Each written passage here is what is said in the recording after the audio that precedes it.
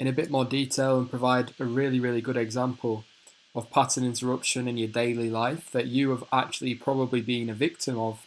Well, not a victim, but you've probably been persuaded by pattern interrupt or affected by pattern interrupt when you didn't even realize that's what had happened. If you just do a Google of pattern interrupt adverts, you can find some good things, but there is a lot of bad examples as well. So instead of just scrolling through here and showing you some random examples, what I'm going to show you is something that I believe you will definitely have come across before. And that is The Simpsons.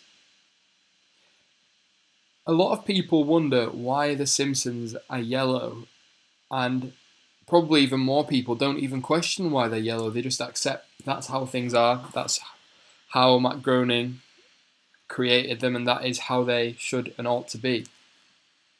Now, the actual reason The Simpsons are yellow is to do with pattern interruption.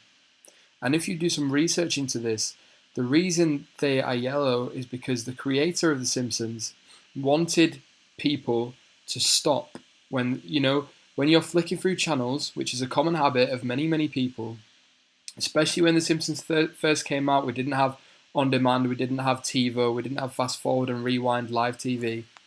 We just had what's here now, and you had to accept what was on TV. You couldn't take your pick. We had VHSs and stuff, but you couldn't really take your pick out of Netflix, Hulu, Now TV, etc. So it was important for The Simpsons to be able to catch people's attention whilst they were flicking through channels, finding something to watch.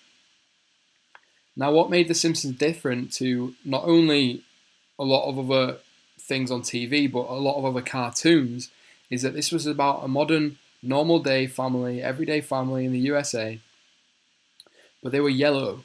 So when people were flicking through channels, they saw these bright yellow, strange-looking characters. They're kind of human, but they're kind of not. They're not quite like us, but at the same time, they are very like us. And what this did was catch people's attention as they were flicking through channels, and they'd see The Simpsons for literally a matter of seconds, and they'd think, hang on, what is that? Who are these yellow people? And because people didn't expect to see, these humans that were bright yellow on TV, they would go back and they'd stop and they'd watch it, and they'd probably get hooked on it. So that is a great example of pattern interruption that you've probably come across and not even realized that that is what was happening. Basically, if you've flicked through channels before and then something's caught your attention and you've flicked back, for example, The Simpsons, that is likely due to pattern interruption. Purposely making something different, purposely making something stand out and be different to what a human would expect to see, will capture their attention because you are interrupting their thought patterns and their expectations.